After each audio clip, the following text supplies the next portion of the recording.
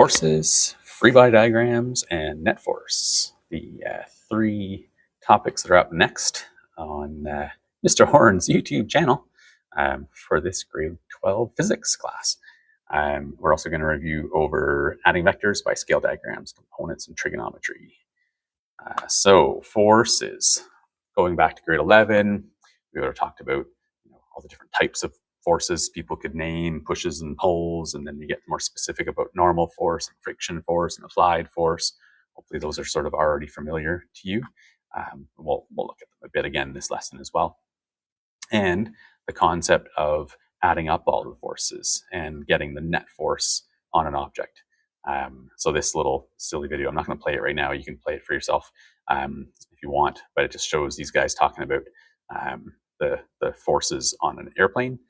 So they have lift force and the weight or the force of gravity on the airplane, and the thrust forward on the diagram, and drag and so on. And they show the thrust pushing on the plane like that, and the drag pulling on it. I prefer to have the arrows going from the center, but anyways, yeah. So the one of the definitions you could find if you're looking at what a force is, it says a push or a pull on an object resulting from an object's interaction with another object, and it talks about how these interactions involve between two objects. There's a force between them. If the interaction ceases, then there won't be a force, and so on. The word interaction is going to become a little more visual in one of the videos I'm going to show in this lesson. So it's on this next page here. It's got a really good animation of contact forces. And so, in grade 11, we talked about contact forces versus action at a distance forces. And I believe I did certainly, and you may have also, if you didn't have me in grade 11, looked at how those so-called contact forces of pushes and pulls and things like that aren't actually really contact forces at a subatomic level, at a fundamental level. There actually isn't any contact. And so I'm going to play this video. He's got some really good animations in there to do with that. So here we go. Let me just get this guy going.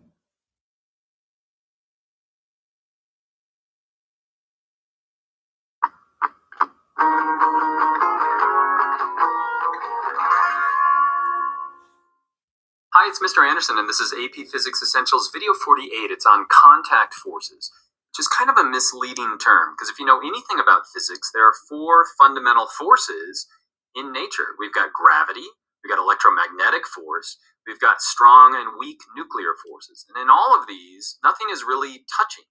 So when we talk about a contact force, we're really dealing with electric charge or electromagnetism at a close level. And so AP Physics 1, you should understand a number of contact forces, like the normal force. This object sits on a table. The table is exerting a normal force, which is perpendicular to the table. Or if we have this object hanging from a string, there's a tensional force. Or by a spring, we have a spring force that's applying a force both up and down. Or we could apply a force, we call that an applied force to the object, and we move it across the table. There's going to be a force that opposes that motion, and we call that a frictional force. And in AP Physics 2, you should understand the importance of a buoyant force. If we put the object inside water, there's a buoyant force. In other words, the water is actually pushing on that object. But in all of these situations, the objects aren't really touching. And so if objects, quote unquote, touch, we call that a contact force. And what's causing that is interatomic interactions or forces between the atoms themselves. And I got a model that'll make this a little bit more clear. And so the number of contact forces you should understand are these 6, and with each of them you should understand what's the force, and then what's the interatomic cause or dependency of that force, and then what direction is it going to act in. So this is a model that makes sense to me. Each of these blue spheres represents an atom, and then these dotted lines represent bonds or chemical bonds between the atoms. But think of them almost like springs that are connecting all these atoms together, and then we have an object. So what happens if I were to just push on it like this? So if I push on that atom right here, it's going to change its shape. And so we're going to start to get tension right here, tension in these bonds here. And so there's going to be a resisting force that's going to be in the opposite direction, like that. What would happen if I were to pull on that atom right here? It's going to stretch it out here. So we're going to have tension all along this way. And so what's going to be the responding force? It'd be in the opposite direction. But let's say we were to push at an angle. If we push at an angle, I should pause for a quick second here to point out that what he's referring to, and it's going to be obvious in the next diagram, but you have an object, say the one that was pushing from above, there's a repulsion force, like two electrons repelling from each other. And so that push wasn't actually physically contacting, it was electrons repelling electrons. Same thing here on an angle and so on. But it's a really nice way to think about friction interactions when we get to it. Like that. So we're going to go like that. We're now going to have tension right here. Where's going to be the responding force? It's going to be in the opposite direction. And so in all the forces that I'm about to describe, it's the same interatomic cause. There's no difference between a normal force and a tension force and a buoyant force at the atomic level. It's all interactions between atoms. So let's start with a normal force. If we have this red object on top of the blue, what it's going to look like if we look at the interatomic causes is we're going to have all of these red atoms resting on top of all of these blue atoms. And there are going to be electrons around the outside, and so it's literally hovering on top of the other one. But the direction, since we have the weight of the red object down, we're going to have a normal force that goes in the opposite direction. It's always going to be perpendicular, that's what normal means, to the platform on which it's sitting. So let's say we turn it like this. What's the interatomic cause? Well, we've just simply rotated the atoms. And so it's also going to be perpendicular, that normal force. What happens if we push on the object? So now we're pushing on it in this direction. What's going to happen at the atomic level? Now we've got the atoms of the hand pushing on the atoms of the object itself. And so we're going to have an applied force in that direction. Now what's happening if we look at it as it slides across the table? So this is a little bit different. Now we've got the atoms, almost kind of a shearing effect. And so all these atoms are pushing in this direction on these atoms. And so what's going to be the responding force? We're going to have a frictional force that's going to oppose that movement. It's still interactions between the objects. Very nice visualization of why friction happens, right? Literally the atoms repelling each other as you're trying to push along. What happens if we have an object hanging like this? If we look at it at the atomic level, we're applying a force, so the weight down, and we're adding tension all along these bonds within the rope itself. And so what's going to oppose that is a tensional force up. Let's say we look at a spring like this. Spring looks just like a rope, and so what we're going to do is we pull down on it. There's going to be a spring force up. But what's interesting about a spring force is if it moves and bounces up too high, then there will be a spring force, a restoring force that brings it back towards equilibrium. Or let's say we take an object and drop it in water like this. Again, we're going to that's probably enough for what we're doing here. So yeah, so that is just about the idea of so-called contact forces at a fundamental level. The gravity force is pretty obvious. It's the attraction between masses. The strong nuclear force holding nuclei together, holding neutrons and protons together in the nucleus, and then the weak force, you may have looked at radioactivity, whether beta decay and alpha decay and things like that. And the forces involved with those particle interactions are the weak force. And then everything else, though, all the pushes and pulls and friction and normal force and so on, really at a fundamental level is actually electrons repelling electrons. But does it matter for what we're doing? No, it's just kind of, knowing.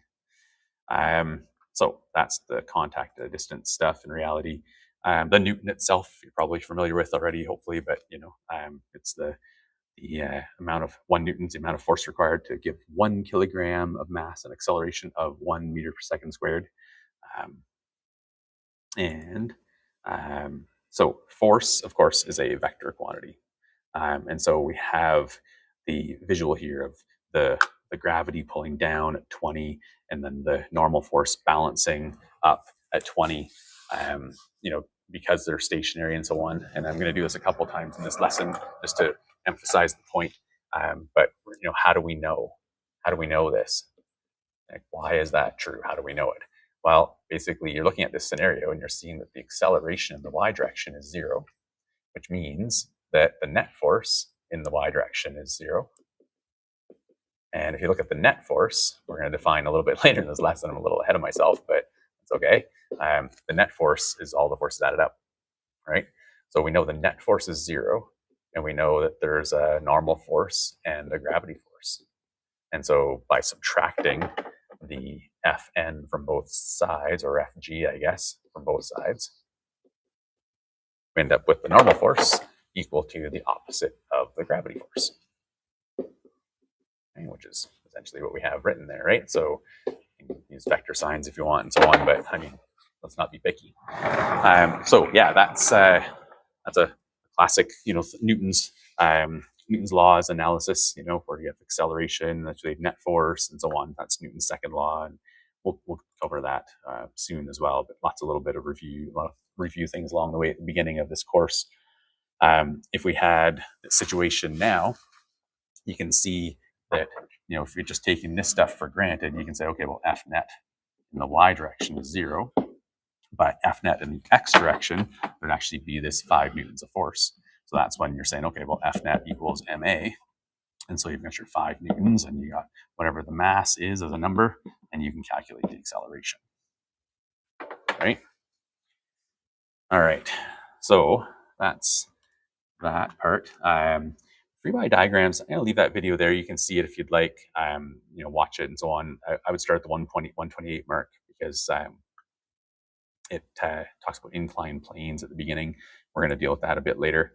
But we're just going to do free body diagrams ourselves here, right? So basically the idea is you're going to draw a simple dot or square or circle to represent the object.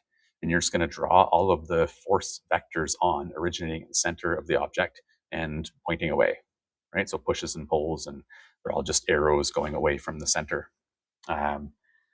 So you want to draw them about the right sizes to represent the idea. No need to construct a scale diagram, but I mean, if one force is 10 and the other one's 2, well, make one of them bigger than the other, right?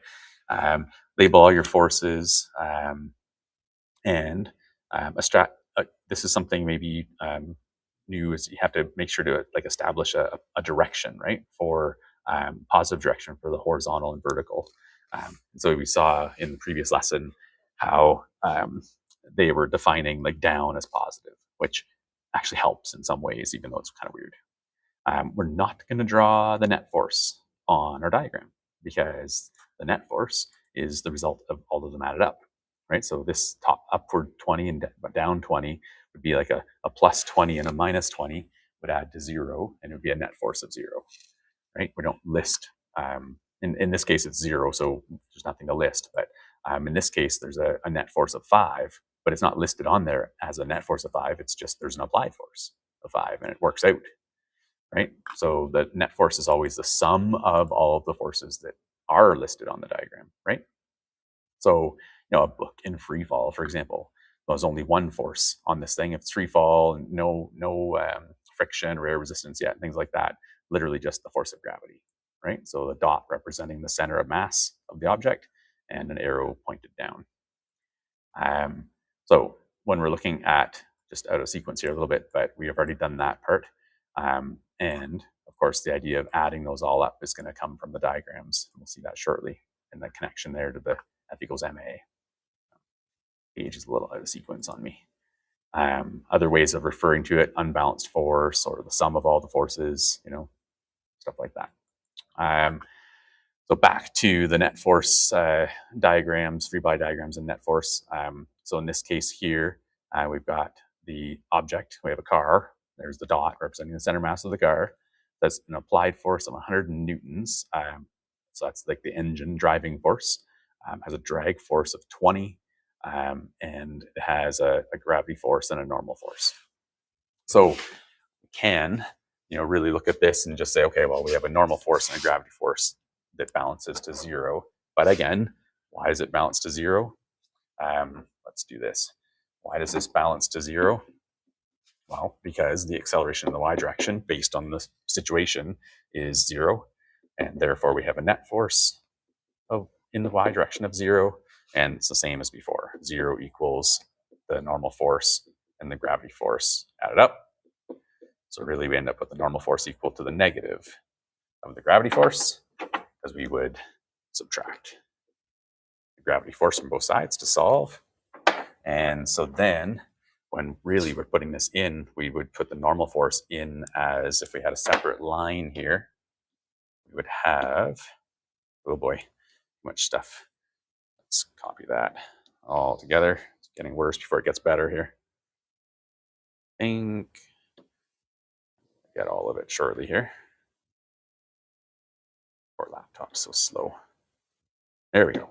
All right.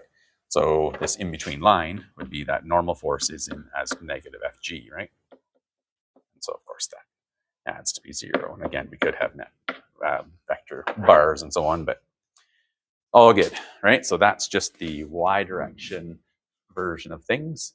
And then the x direction version of things, you would have your applied force and your friction force. And then what do they add up to, right? So we just fill that in. We have a 100 forward and a 20 backwards. That's going to go in as, if we defined, by the way, I forgot to do it right at the beginning, but better late than never here. Direction system defining this as positive and this is positive, right? Or more specifically positive x and positive y. So in here we would have the positive 100 and we would have the minus 20, right? Because of the directions they're in. It's implied that we're talking about, positive 100 to the right in the positive x direction, and then it's negative 120 to the right, which means backwards, right? And we'd get our 80. So we have a net force of 80 newtons in the x direction.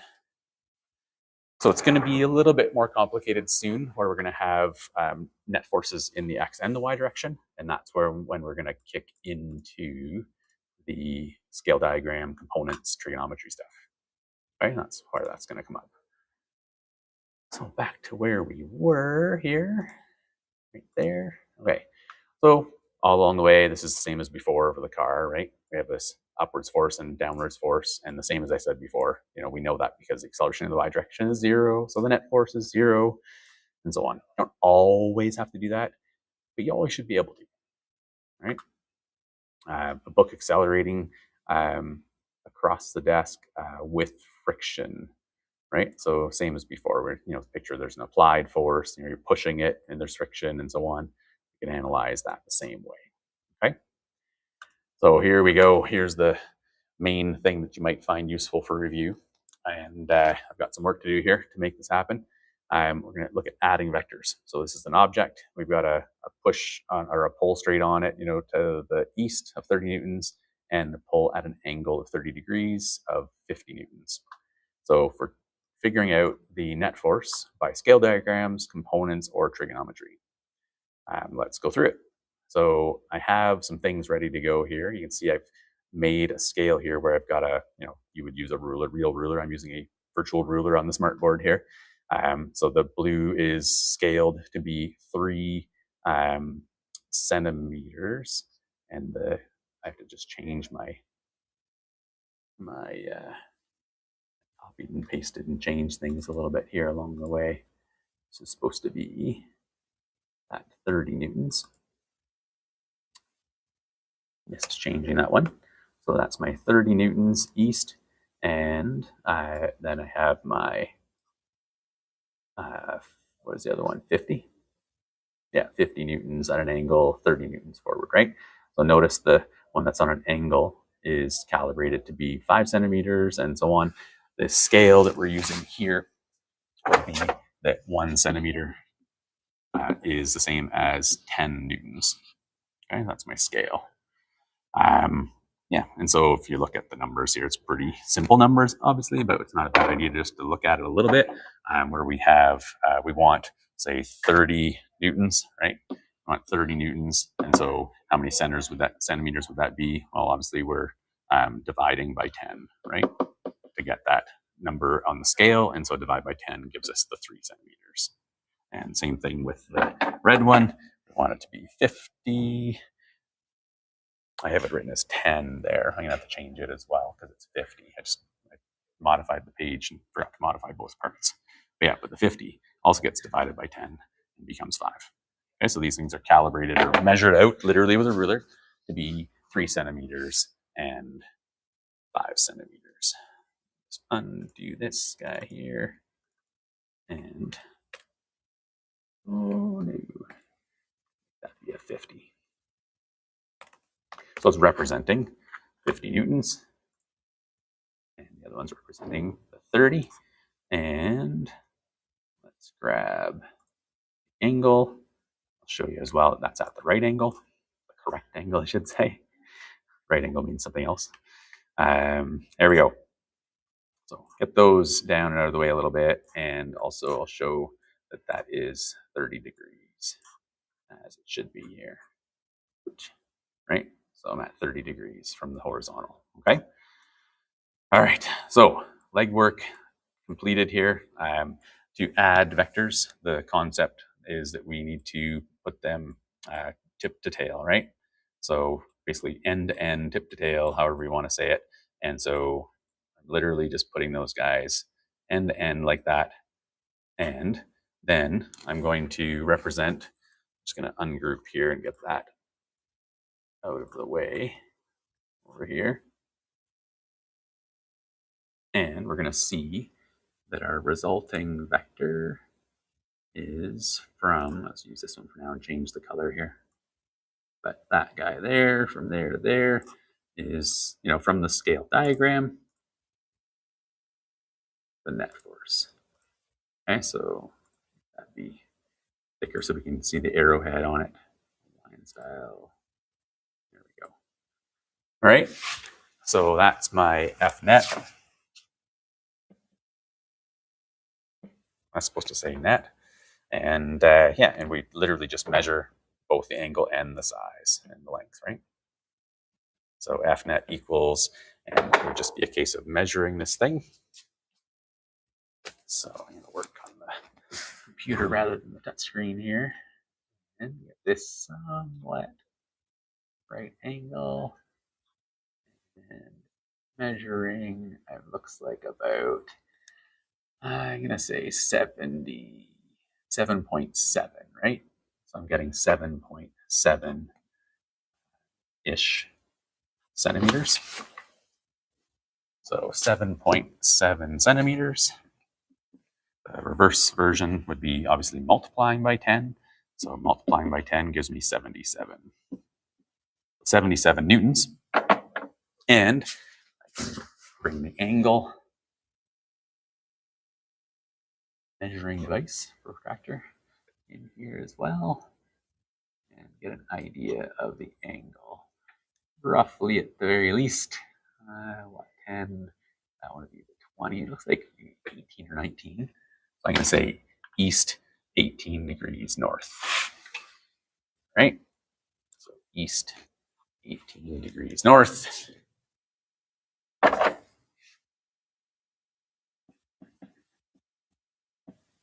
And we'll see how close that is to the actual based on components and then the actual based on trigonometry as well. Okay? So with components, I still highly recommend that you still use that same diagram. Get that stuff cloned here. We're going to have essentially that same diagram as a driving thought principle and so on. The size doesn't matter, so I may as well shrink it to make it a little easier to fit in. And what I'm recommending to make the subtraction cases easier than that, think of this as your initial and this is your final, right? And obviously here we're just going to add things up. So we need to go all the way through, start to finish, along the components of the vectors. And so before I show that path description, you want to think of this as the x component, right? There's only the x component in that case. And then you're going to have the x component and the y component. So this is going to be f2x and f2y. And we'll get those numbers in a minute here. But yeah, that overall start to finish is going to be your overall x and your overall y. And we're going to use that to get the overall vector, the green result. So we move, I guess I'm going to move that above or something. At least it's color coded, just in the way of my vector stuff. So the x component, right? Really, it's based on knowing that what angle you're at and so on, which is 30 degrees. And so we're adjacent to it. So we're looking at cosine of 30 degrees equals the adjacent over the hypotenuse, so over the 50. Right? We're just looking at the red triangle where the hypotenuse is 50. Really, in physics, we do that all the time. And so we just recognize it, just bring that 50 up front, right? So 50 cos 30 because we're adjacent. So that's going to give you a number. And then same idea here, where we're opposite, so we're going to use sine. So it's going to be 50 sine of 30. Sine of 30 is a half, so that's going to be 25. And the x version of things here, I don't have my calculator handy for this computer. Let's grab the calculator.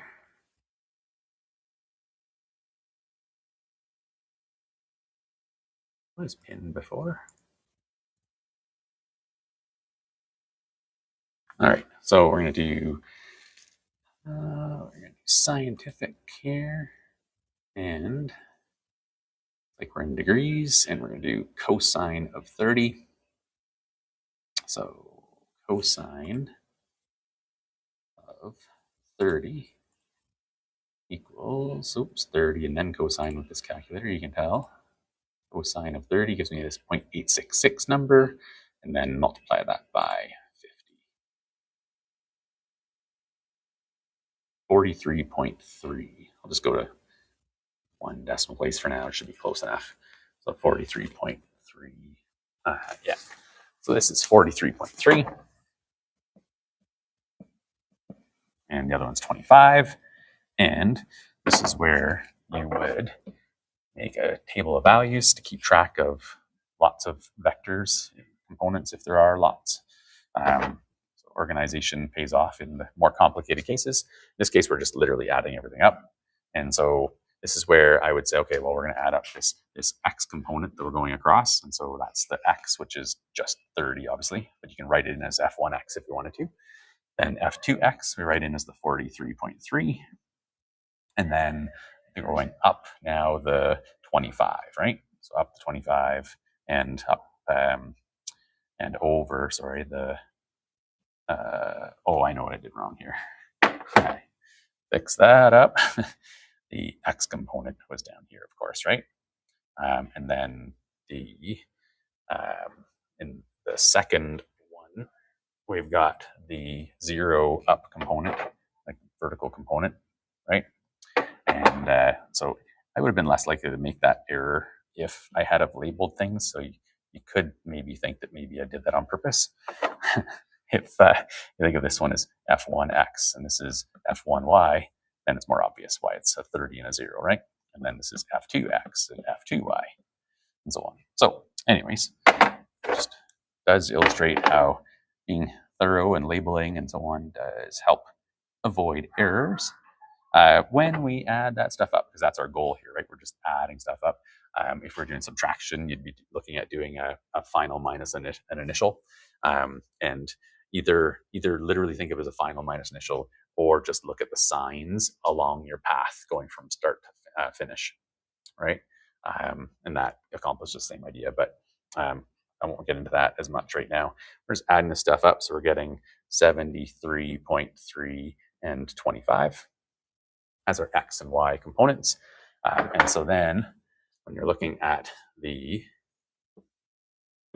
x component and the y component, draw that, bring it down here, and we're going to get our net force, F net, right? F net is going to be based on those resulting components. So we're going to have the resulting x component of 73.3 and the 25 for the vertical. And we're going to be able to get the angle, and we're going to be able to get the size. Okay, so the angle and the size. Well, the size is going to be from the Pythagorean theorem result. We think of it as just the root of the sum of the squares. Depending on how comfortable you are with that, maybe I should show more, but I'm just going to do this for now. So the size here, right, is the F net equals the root of the sum of the squares. So the 73.3 squared plus the 25 squared. And again, think of this as the Pythagorean theorem led to that, right? So Pythagorean theorem would be this essentially. Think of A, B's, and C's if you want, but then just rooted, right? All right, 73.3 squared. I'm going to add the 30 onto that. So there's actually more decimal places, but I mean, it's fine. Squaring that, you get 5,373.1.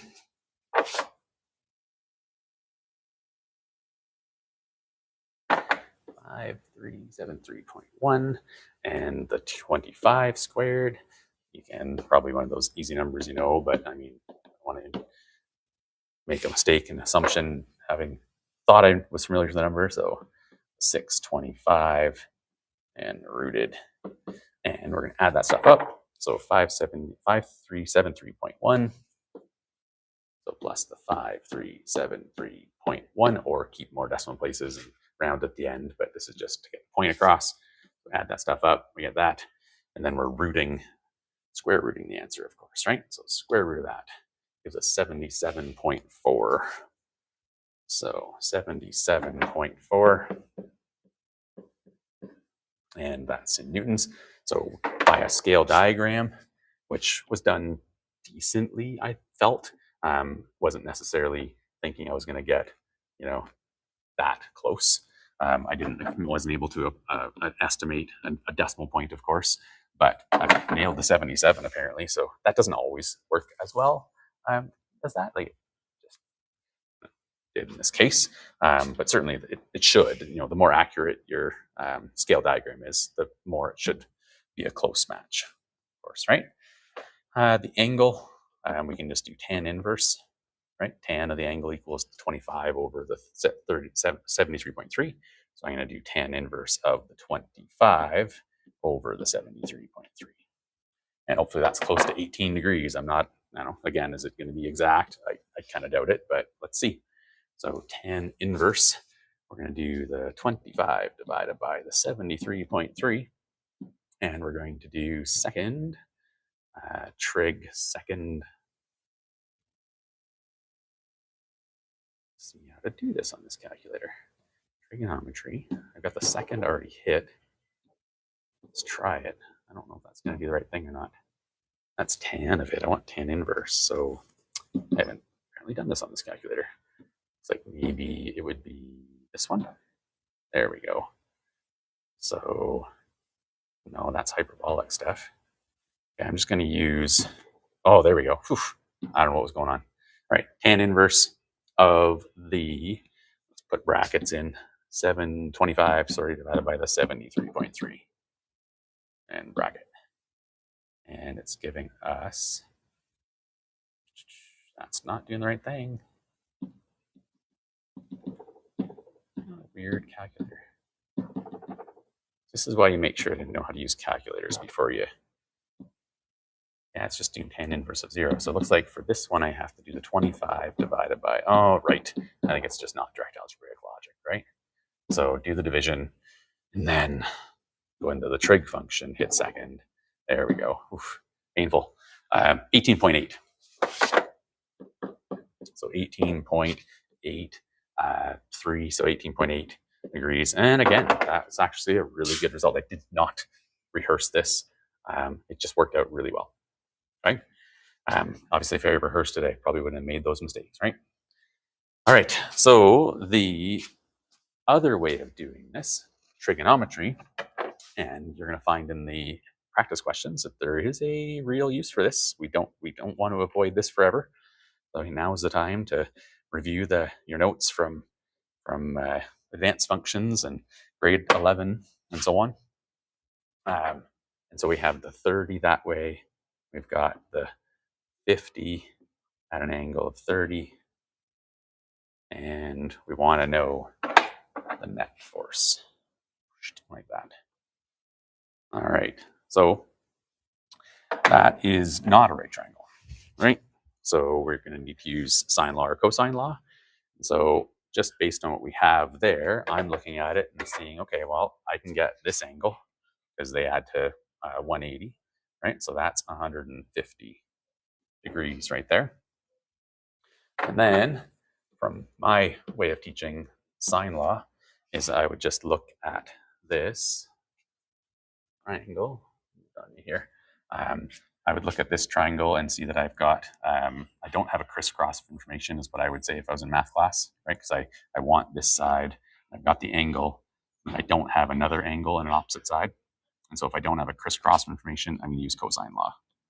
And cosine law is a heck of a lot like the Pythagorean theorem, but then minus 2 of that side cos of the angle.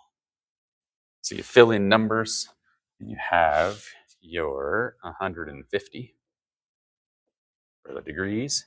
The opposite side, you've got your side you're looking for, and then you have your 30 squared and your 50 squared and your minus 2 times the 30 times the 50. I just have to redo that one. Junior and senior girls volleyball is canceled for this weekend. Junior and senior girls volleyball is canceled. Thank you. Immortalized in YouTube. All right, so 30 times the 50. All right, so we're going to run some numbers and get, everything here. So we're going to have the 30 squared, which is obviously the 900, but I mean, just, on an exam, I don't know if you saw that reel lately of calculus students doing all sorts of complicated calculus things. And then at the end, it's like 27, take away 5. I'm just in the middle of a YouTube lesson here. Liam, I'm just 1 second. 1 second, please. All right, sorry about that. So the 900, of course, and then just checking to make sure everything is correct as we go here, right? The 50 times the 50 is going to be the 2500. And so I feel like I'm going to run out of room here. I'm going to cheat and slide things over. Do the whole thing if we want to keep it lined up, but there's not room, so oh well. Minus the 2 times the 30 times the 50, right? So we've got the 2 times the 30 times the 50. That thing worked out to be 3,000. And then we have the cosine of the 150. So let's do cosine of 150. So we do 150 and then cosine of that. You too, thanks. So that is negative 0.866.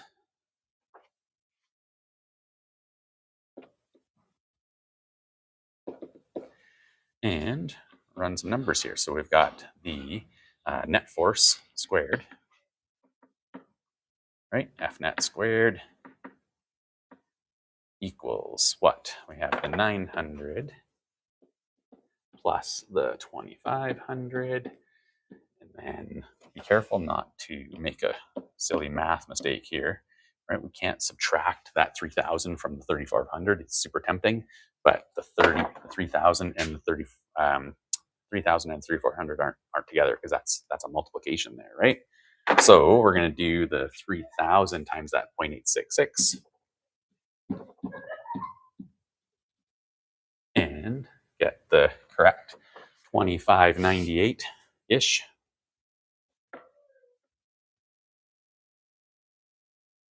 And we had 2 negatives there, so it's a positive. And we add that up.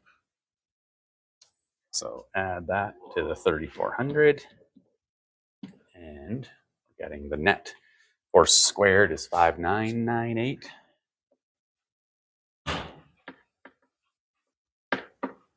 And so the net force is when you get the root of both sides. Moment of truth here, right? We root both sides, get 77. Doesn't that feel good? 77 point, I was a little stressed, 0.4. Okay, so it's giving the same answer as the, as all of it really. They're all representing the correct answer. And the angle. So we want to know the angle that it's at. So at that point, you now have a triangle. Let's copy and paste that guy in there. So I'm going to group and clone that one. Calculator, computer catches up here. There we go. And so for the angle, I'm going to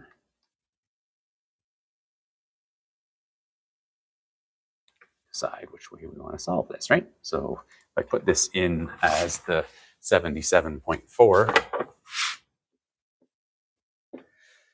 then I'm going to have a crisscross of information. I can just use good old sine law, right? So I've got angle and opposite side now.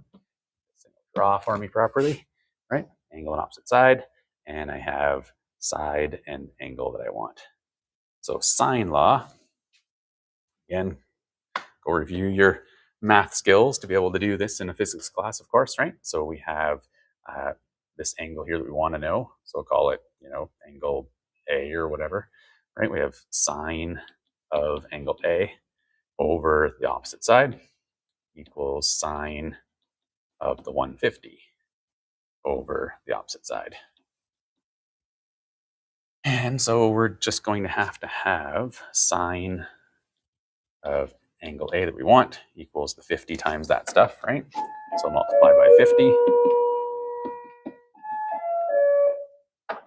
So I have to get all that and then do sine inverse. So sine of 150, and sine of that. Oops, that's 50 by accident. Glad I caught that. 150. Sine of that. And times 50 divided by 77.4 gives me that. And so I've got sine of A equals 0.322997. So 0. Oops, turned to green on me. 0.3, was it again? 32297. Obviously, I'm just going to do sine inverse of that thing. So second sine inverse gives me the 18.8. So angle A that we're looking for is the 18.8 degrees. And so regardless of method used, we have F net equals 77.4 newtons at east 18 point-ish, whatever it is, degrees north. Sweet. It all worked. I haven't actually done sine law and cosine law in a little while, so like I said, I was a little stressed there, but it all worked out, right? So there you go. That is going to come up in, just as a spoiler alert here, make sure to try question 11, right? Question 10, they show the vector diagram version of things here, sort of, vector scale diagram, and one of the questions here, solve using components and trig, okay, as well. All right, hopefully that helps and makes sense, and if not, ask questions, of course. I've already had a couple questions asked on the system. Just jump into it here quick.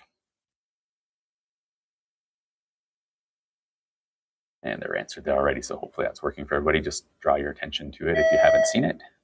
Grayson Holder, please come to the office. Grayson Holder to the office. University physics. Oh, there's another message there that I'll check shortly. But in the post questions section, you can see there's a couple questions asked that if you ask those as well, then, right? So there's the,